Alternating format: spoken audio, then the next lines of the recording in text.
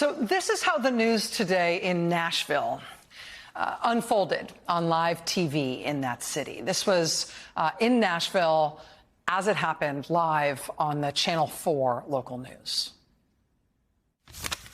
We do anticipate this news conference starting any moment. This will be the first official news conference where we can hear where police are at in their investigation. Joylyn Bukovac is joining us live with some perspective, personal perspective on this as well. Joylyn.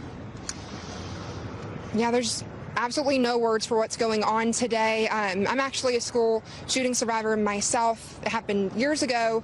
I was in 8th grade, and all of this is it's just flooding back flashbacks for me and what I went through with my classmates.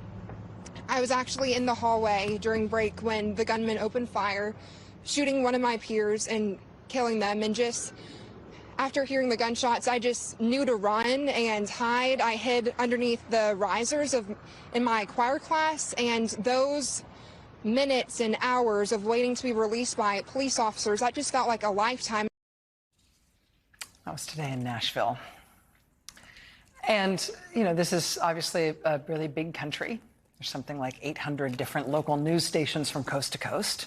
And so, you know, you have an obvious reaction to that video, right? You watch that and you think, wow, what are the odds that this reporter, this person who survived a school shooting as a kid, grew up to be a TV reporter who just happened to be the reporter on duty the same day there was a school shooting right down the street from where she works? What are the odds that the people who cover the news end up having a personal connection like that to the gun violence that they have to report on at work? Well, it turns out in this country, the odds of that are really not terrible, because this was also today, also in Nashville.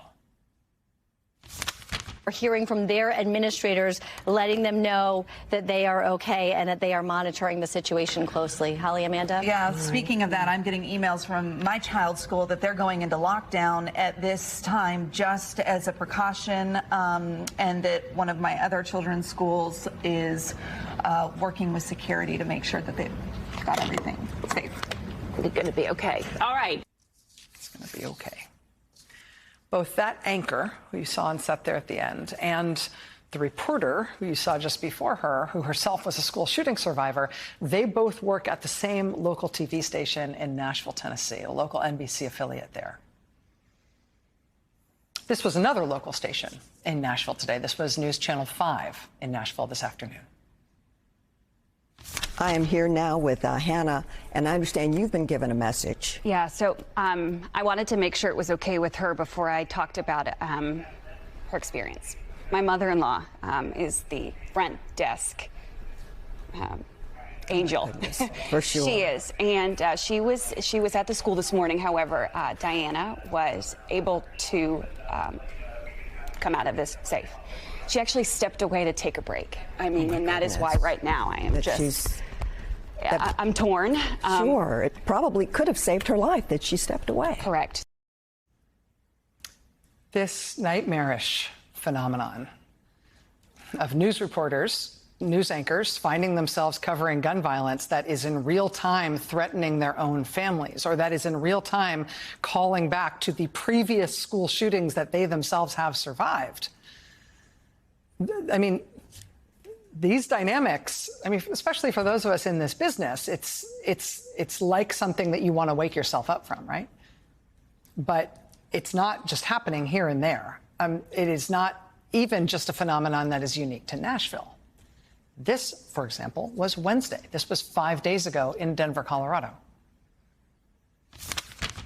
Sandra, that is so encouraging to hear as a parent. Excuse me, my son just came up and I had not seen him. Come up here. So I'm sorry, I've not seen my kid since this all went down. So hey, just really, I'm so sorry. I'm so sorry. Oh.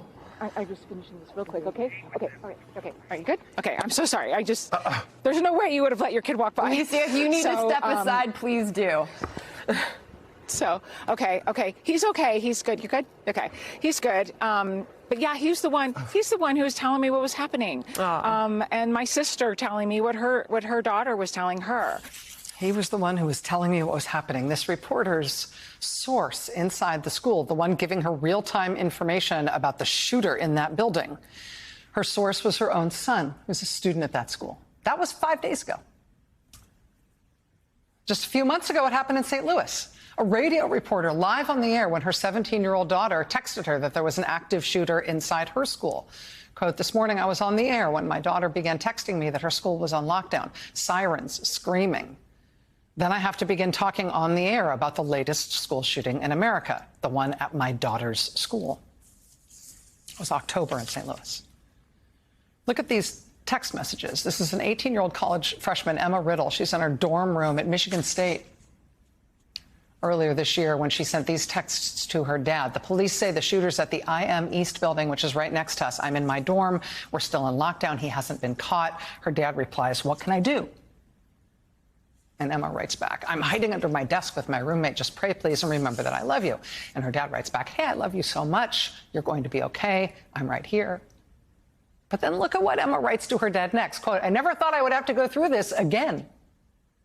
Yes, again, because before Emma Riddle survived a school shooting her freshman year of college just weeks ago at Michigan State, the same girl had previously survived a shooting at her high school when a gunman opened fire there and killed 3 students and injured 8 others.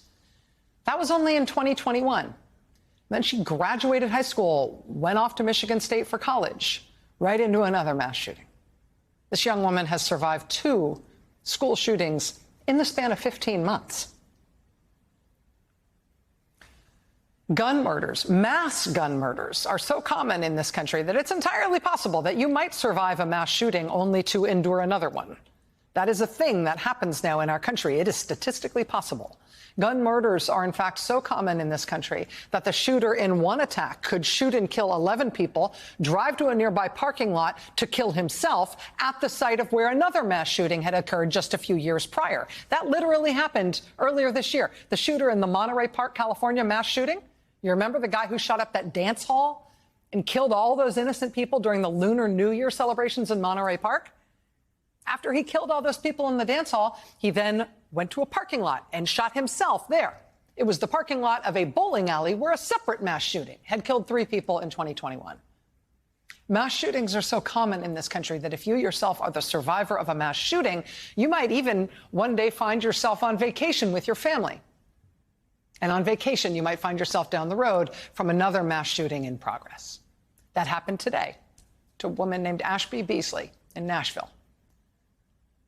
Press conference location was set up for police officials to brief reporters on what they knew. When police officials were done briefing reporters, Ashby Beasley just went up there herself as an American citizen, caught in the middle of this one, too. And she said this. Aren't you guys tired of being here and having to cover all of these mass shootings? I'm from Highland Park, Illinois. My son and I survived a mass shooting over the summer. I am in Tennessee on a family vacation with my son, visiting my sister-in-law. I have been lobbying in D.C. since we survived a mass shooting in July. I have met with over 130 lawmakers. How is this still happening? How are our children still dying, and why are we failing them? Gun violence is the #1 killer of children and teens. It has overtaken cars. Assault weapons are contributing to the border crisis and fentanyl. We are arming cartels with our guns and our loose gun laws, and these shootings and these mass shootings will continue to happen until our lawmakers step up and pass gun safety legislation. Aren't you guys tired of this? Are you guys sick of it? We have to do something. We all have to call our lawmakers, and we all have to make our lawmakers make change now, or this is going to keep happening, and it's going to be your kid and your kid and your kid and your kid next. Because it's just a matter of time. She just survived another mass shooting in Highland Park, Illinois. She survived that with her son. She says her son is still deeply traumatized by that. They went on a family vacation visiting Tennessee today when she and her family end up in the middle of another mass shooting. The fact that reporters are covering shootings at their own kids' schools, that people are surviving multiple mass shootings before they are legally allowed to drink. These aren't crazy coincidences.